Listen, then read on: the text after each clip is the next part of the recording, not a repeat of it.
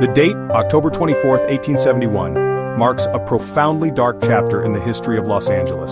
On this day, a horrific outbreak of violence shattered the nascent city. This event, now known as the Chinese Massacre of 1871, stands as one of the most brutal incidents of racial violence in California's past. The burgeoning Chinatown, a small but significant enclave within Los Angeles, became the epicenter of this tragedy. It was a place where Chinese immigrants had sought to build lives and create a community far from their ancestral homes. However, on that fateful Tuesday, their hopes and dreams were met with unimaginable cruelty and bloodshed, painting a grim picture of the anti-Chinese sentiment prevalent at the time. Los Angeles in 1871 was a small, dusty frontier town. Its population was fewer than 6,000 people. Yet it was a city grappling with rapid change and simmering tensions. The Chinese community, though relatively small, was a visible minority. They often faced discrimination and hostility in various forms. This underlying animosity provided fertile ground for the explosion of violence that occurred. The massacre did not happen in a vacuum. It was the horrifying culmination of years of prejudice and racial scapegoating. The events of that day would leave an indelible stain on the city's conscience, a stark reminder of the capacity for human cruelty when fueled by hatred and fear. The location of the massacre was primarily centered around Calle de los Negros, or Negro Alley. This narrow, notorious street was part of the city's original Chinatown. It was a vibrant, if often rough area, teeming with businesses, residences, and the sounds of a close-knit community. For the Chinese residents, it was a sanctuary, a place where they could speak their language and maintain their cultural traditions. However, it was also a place viewed with suspicion and disdain by some other segments of the Los Angeles population. This unfortunate perception contributed to its vulnerability when the mob descended, transforming a place of community into a scene of slaughter and devastation. The initial reports and subsequent historical accounts paint a harrowing picture of the events. What began as an internal dispute within the Chinese community tragically spiraled into a citywide rampage. A large mob, driven by racism and a thirst for violence, targeted innocent Chinese residents. They were hunted, tortured, and murdered with impunity. The scale of the violence was shocking, especially considering the city's small size.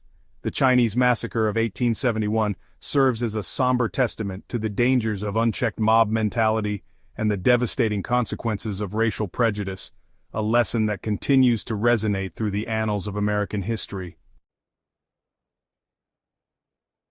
The mob that descended upon Chinatown on October 24, 1871, was not a small, fringe group. It was a horrifyingly large contingent, estimated to be around 500 individuals. This number represented nearly 10% of the entire population of Los Angeles at the time. This figure alone underscores the widespread nature of the anti-Chinese sentiment that gripped the city. The mob was not composed of a single demographic. Historical accounts describe it as a mixed-race group, including white and Mexican individuals. This diverse composition of the perpetrators highlights how deeply racial animosity towards the Chinese was embedded across different communities within Los Angeles, uniting them in a common, violent purpose. The actions of the mob were characterized by extreme brutality and a clear racial motivation. They were not simply aiming to quell a disturbance. They were intent on terrorizing and exterminating the Chinese residents. Witnesses described a scene of complete chaos and savagery. The mob stormed through Chinatown, indiscriminately attacking any Chinese person they encountered. They dragged people from their homes and businesses, subjecting them to horrific violence. This was not a riot born of sudden passion alone. It was fueled by a pre-existing and deeply ingrained racism that saw the Chinese as other, as less than human, and therefore as legitimate targets for such unmitigated cruelty. The scale of the violence was truly appalling. The mob's numbers allowed them to overwhelm the small Chinese community and any law enforcement present. They acted with a sense of impunity, their rage amplified by the group dynamic. Shouts and racial slurs filled the air as they hunted down their victims. The violence was not confined to one specific act. It was a sustained assault lasting for hours. They looted homes and businesses, stealing money and goods, adding robbery to their litany of crimes. But their primary objective was clearly the infliction of suffering and death upon the Chinese population, driven by a virulent hatred that had been simmering beneath the surface of Los Angeles society. This tide of racial hatred was not an isolated phenomenon in 19th-century America. Anti-Chinese sentiment was rampant, particularly in the American West, where Chinese immigrants were often blamed for economic woes and seen as a threat to white labor. Discriminatory laws and public discourse frequently dehumanized Chinese people, creating an environment where such an atrocity could occur. The Los Angeles Massacre was a particularly gruesome manifestation of this broader pattern of persecution. The mob's fury was a terrifying display of how racial prejudice, when ignited, can lead to devastating consequences, leaving a community shattered and a city forever marked by its actions. The immediate trigger for the horrific massacre of October 24, 1871, was an internal conflict within the Los Angeles Chinese community. This dispute, while serious, was initially confined to a small number of individuals. It centered around the alleged kidnapping of a young Chinese woman named Yut Ho. Two rival Chinese community associations known as Huiguan were involved in this bitter disagreement. These associations, common in overseas Chinese communities, often provided mutual support but could also become centers of power struggles and rivalries. The conflict over Yut Ho escalated tensions between the leaders of these two factions, creating a volatile situation within Chinatown. This internal feud reached a boiling point on that fateful October day. Gunfire erupted in Calle de los Negros, also known as Negro Alley, the heart of Chinatown. The shooting was reportedly between members of the rival Chinese groups. One group was attempting to protect Yut Ho, while the others sought to reclaim her or assert their dominance. This initial altercation was a localized affair, a street fight involving a handful of armed men. It was a dangerous situation, certainly, but not one that inherently necessitated the involvement of the wider Los Angeles populace in such a brutal and indiscriminate manner. The sounds of gunfire, however, quickly drew attention. The specific details of the shootout remain somewhat muddled by time and biased reporting, but it is understood that it was a fierce exchange. Men from the rival tongs, armed and desperate, clashed in the narrow confines of the alley. This was not an uncommon occurrence in frontier towns where disputes were sometimes settled with violence. However, the fact that it involved Chinese residents played directly into the existing prejudices of the broader community. The incident provided a convenient pretext for those harboring anti-Chinese sentiments to intervene, not as peacekeepers, but as aggressors looking to exploit the situation for their own violent ends. It is crucial to understand that this internal dispute, while the catalyst, was not the fundamental cause of the massacre. The real cause lay in the pervasive racism and xenophobia directed at the Chinese community. The shootout in Negro Alley was merely the spark that ignited a powder keg of pre-existing hatred.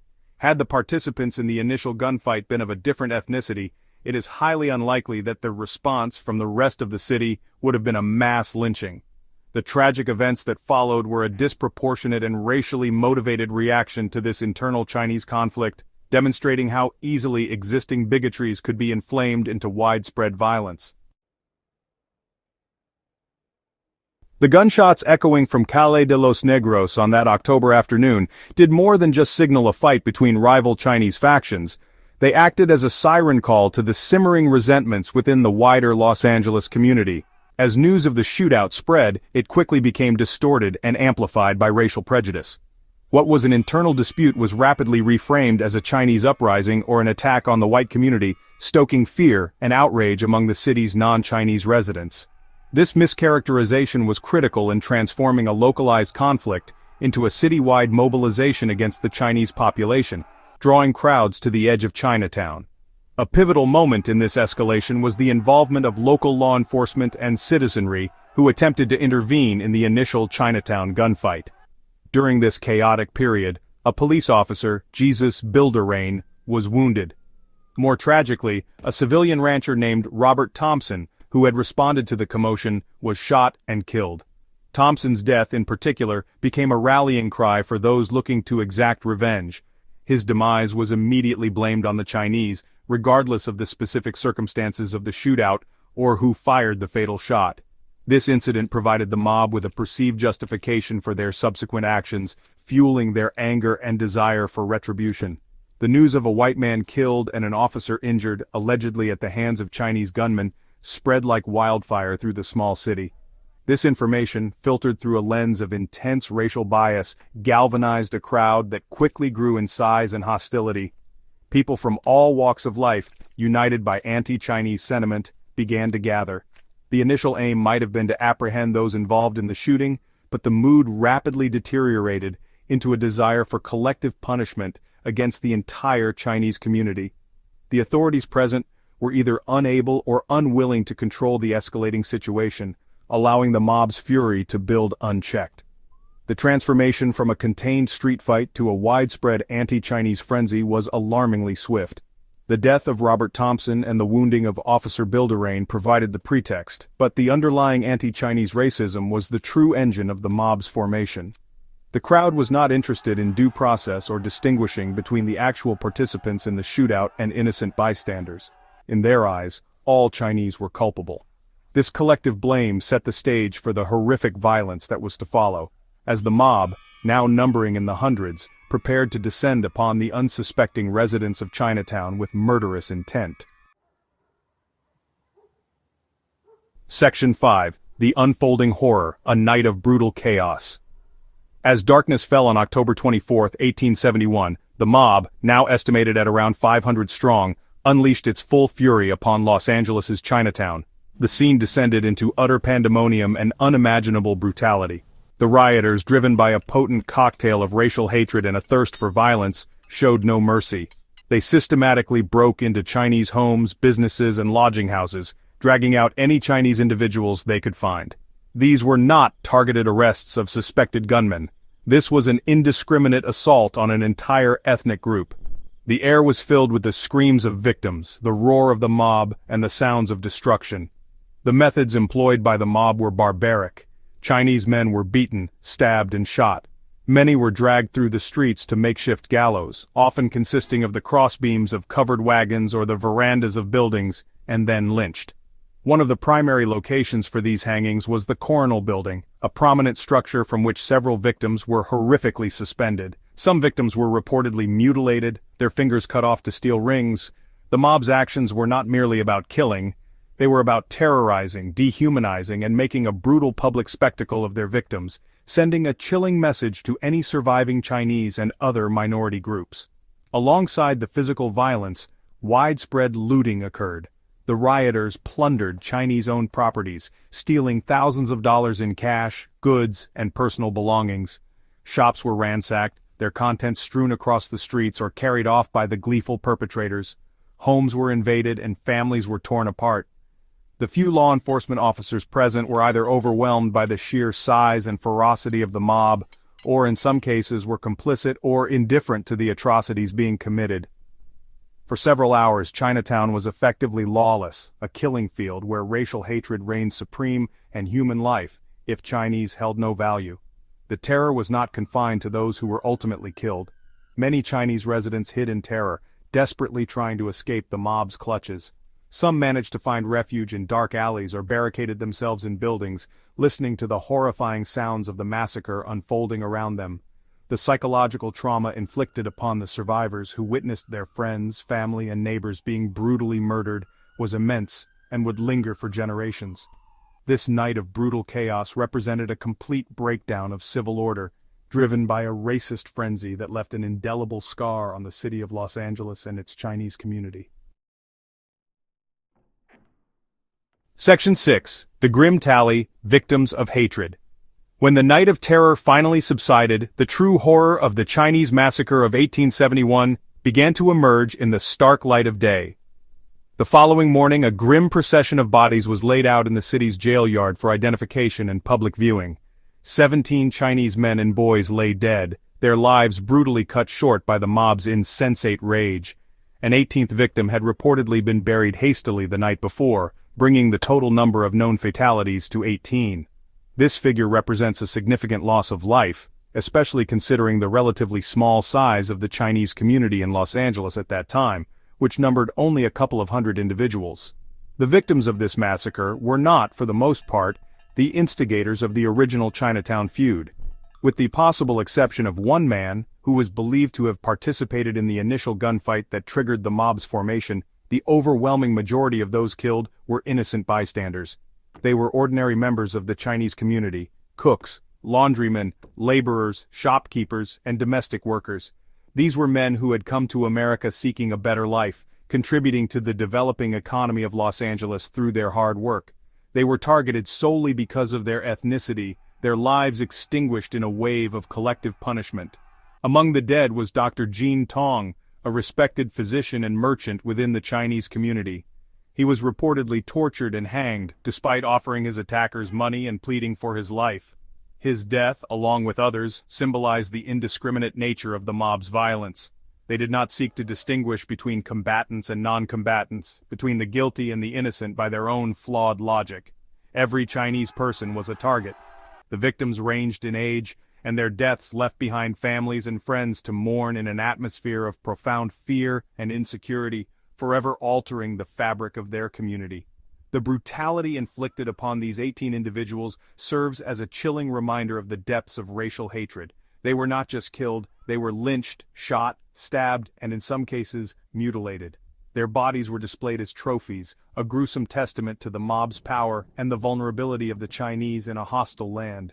The names of these men, Ah Choi, Wan Ji Yu, Tong Wan, and others, deserve to be remembered not just as statistics in a historical tragedy, but as individuals whose lives were stolen by an act of profound injustice and racial animus that shamed the city of Los Angeles. Section 7, Justice Unserved, the Legal System's Failure. In the immediate aftermath of the Chinese Massacre of 1871, there was a semblance of official condemnation and a call for justice. The city was shocked by the scale of the violence, and some civic leaders expressed outrage. Grand jury investigations were convened, leading to the indictment of several dozen individuals believed to have participated in the mob's rampage. Records indicate that around 37 people were initially indicted for their roles in the murders and riots. This initial flurry of legal activity offered a glimmer of hope that those responsible for the heinous crimes would be held accountable for their actions against the Chinese community.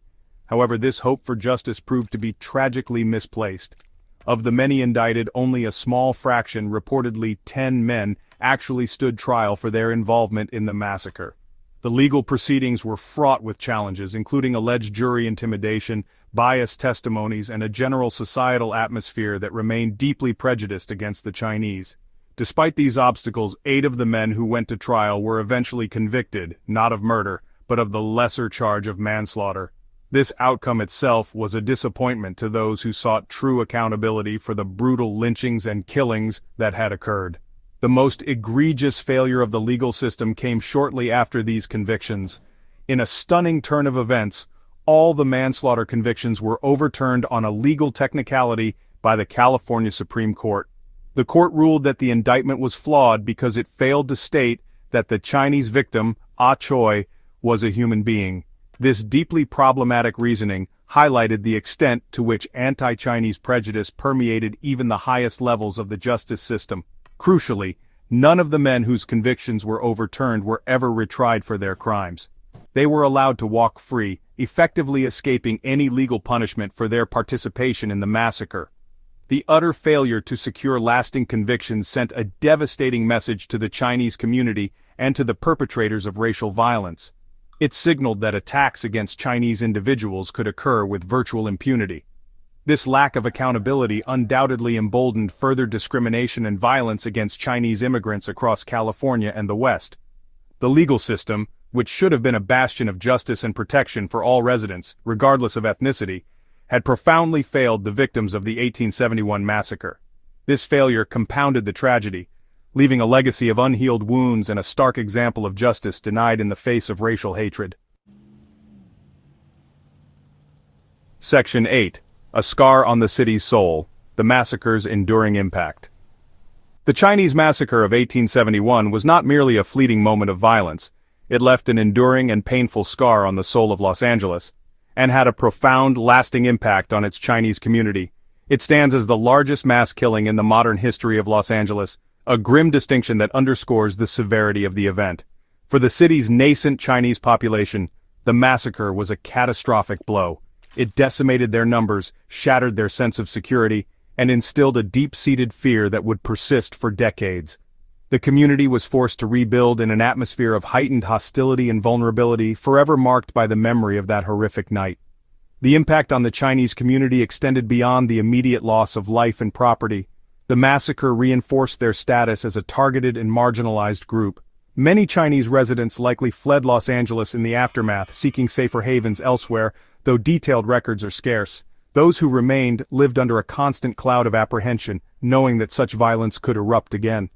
The failure of the legal system to bring the perpetrators to justice only deepened their sense of isolation and powerlessness.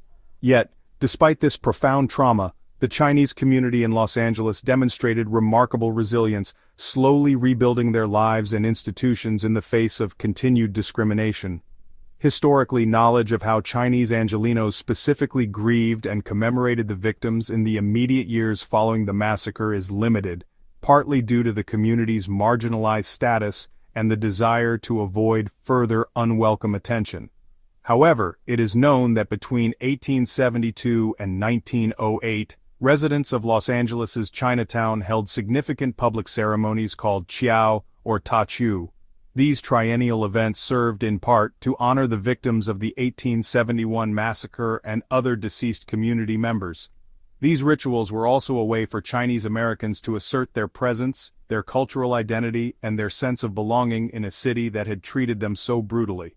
The historical significance of the massacre also lies in its reflection of the broader anti-Chinese sentiment that was prevalent across the United States in the mid to late 19th century. This was an era marked by discriminatory legislation like the Page Act of 1875 and the Chinese Exclusion Act of 1882. The violence in Los Angeles was one of over 200 documented assaults on Chinese Americans in California alone between 1849 and 1906. Understanding the 1871 massacre is crucial not only for acknowledging a specific historical injustice, but also for recognizing it as part of a larger pattern of racial violence and exclusion that shaped American society and the Chinese American experience. Section 9. Echoes of 1871, Remembrance and the Path to Healing. For many decades, the Chinese Massacre of 1871 remained a largely forgotten or suppressed episode in Los Angeles history, overshadowed by narratives of boosterism and progress. However, in recent years, there has been a concerted effort to bring this tragic event into the public consciousness, to acknowledge the victims, and to understand its enduring legacy. These efforts are crucial not only for historical accuracy but also for community healing, and for drawing parallels to contemporary issues of racial injustice and anti-Asian sentiment, which saw a disturbing resurgence during the COVID-19 pandemic with nearly 11,000 hate acts reported against Asian Americans and Pacific Islanders in the United States from early 2020 to late 2021. A significant step in this commemorative process came around the 150th anniversary of the massacre in October 2021. The city of Los Angeles, in collaboration with Chinese American community leaders and organizations, initiated plans to create a permanent public memorial to honor the victims. This initiative marked a formal institutional acknowledgement of the atrocity and a commitment to ensuring that it is never forgotten. An 1871 Memorial Steering Committee was formed, focusing on the geography of the massacre and how best to represent its historical and emotional weight. This collaborative approach aimed to create a space for reflection, remembrance, and education. In the summer of 2022, after a careful selection process, the city's Department of Cultural Affairs chose the artist Zhe Tsung, Nicholas Leong, and the writer Judy Chui Hua Chung to design the memorial. Their proposed design, titled Petrified Grove, is a powerful and evocative concept. It will feature ghostly trees, some appearing as stumps, others toppled, and some topped, crafted from materials like concrete or granite paving, alongside sculptures of Sierra granite. These elements aim to symbolize the lives cut short and the enduring trauma. The design also incorporates silvery sculptures of banyan trees, secondary markers, benches, engravings, and a retrospective mural to contextualize the massacre within the broader sweep of Asian American history. The memorial is planned for a site on the north side of Los Angeles Street, east of Arcadia Street, and the US 101 freeway, strategically located adjacent to the Chinese American Museum. This location is significant as it is close to where the historical Chinatown and the massacre itself occurred. Sculptures and inlays in the paving will chronologically describe the events of the massacre, while poems and remembrances of the victims will be displayed on the sculptures. The sculpted trees, modeled on ficus trees, are intended to symbolize the resilience and history of Chinese railroad laborers, linking the victims to the broader contributions of Chinese Americans. This memorial, once completed, will serve as a permanent testament to the victims, a place for solemn remembrance and a powerful statement against racial hatred, fostering a more inclusive understanding of Los Angeles's complex past and present.